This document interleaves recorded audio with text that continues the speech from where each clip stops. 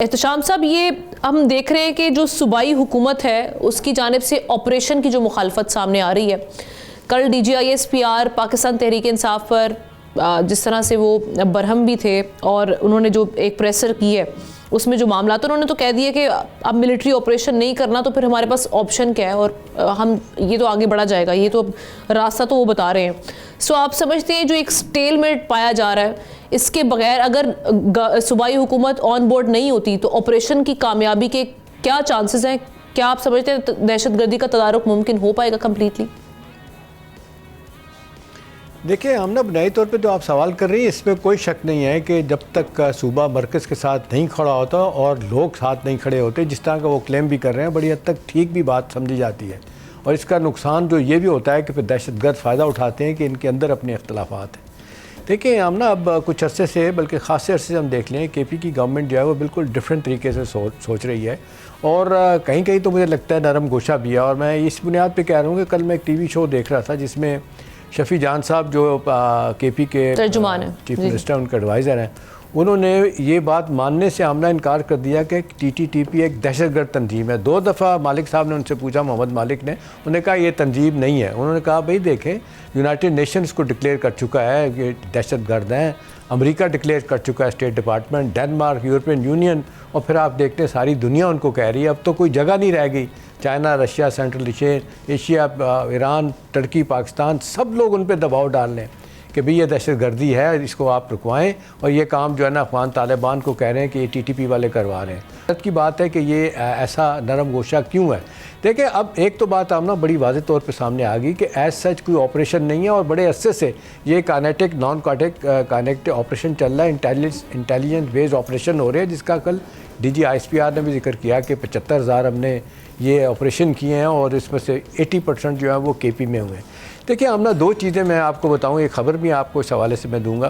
देखिए, एक तो ये है कि अब ये फ़ैसला करना है, हुकूमत ने तो फ़ैसला कर लिया है, KP की हुकूमत ने, कि वहाँ उन्होंने कहाँ खड़े होना है। इसका नुकसान उनकी लीडरशिप को भी हो रहा है और अब वालों से भी हो रहा है।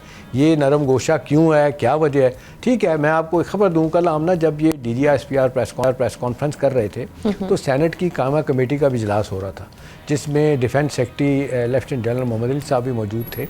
वहाँ पे ये बात हुई और उन्होंने कहा कि 2021 में जब तालिबान की हुकूमत आई थी, हमने इनको सपोर्ट किया था, हमने गलत किया था। वो कहते हैं इन लफ्ज़ यूज़ किया गया, ये मिस कैलकुलेशन है। तो सेनेटर तला महमूद जो चेयरमैन है इस कमेटी के, उन्होंने अंदर की इतलात ये बता रही हैं कि उन्होंने कहा कि जी एक दफ़ा पे आप मौका दें, हम ज़ाती तौर पे चाहते हैं कि हमारी कमेटी जाए और जितने बड़े बड़े लोग हैं, फरासियाब खटक का नाम लिया उन्होंने, फजलरहमान का नाम लिया, उसको मौलाना फजलरहमान का, आफ्ताब शेरपाव का, इस तरह से और लोगों को, ANP के लोगों को साथ लेके चलें तो शायद कुछ बात बन सकती है। लेकिन दूसरी तरफ ख़बर आमना ये है जो फ़ैसले किए गए। देखिए, अब तो हार्ड स्टेट बनना है, खाली इसको क्या कहते हैं, हार्ड स्टेट प्लस करने की बात हो रही है। मुझे वो याद आ रही है, एक राइटर है, उनकी बड़ी ज़बरदस्त किताब है, उनका नाम है थॉमस हॉबिस। उन्होंने किताब लिखी है हमने हालिया दिनों में, उसका नाम है लेविएथान। ये हेब्रू का वर्ड है जिसका मतलब है मासिव, जो है ना वो पावरफुल हुकूमत होनी चाहिए। वो अपनी किताब में लिखते हैं कि मजबूत रियासत जो है वो जबर की अलामत नहीं होती बल्कि उसकी बका की अलामत होती है। और ये अक्सर ये बात होती है कि जब कहते हैं माशरे नहीं बने थे, कबायली सोसाइटी थी, उस वक्त भी कहते हैं कि कोई ना कोई फ़ोर्स होती थी जो इनको इकट्ठा रखती थी। और फिर ये तो आप देख लें, हमारे फील्ड मार्शल कह चुके हैं कि अगर आपकी फ़ौज मजबूत ना होती तो अल्लाह ना करे अब लीबिया का, शाम का और अफ़गानिस्तान का और यमन का हाल हो रहा होता।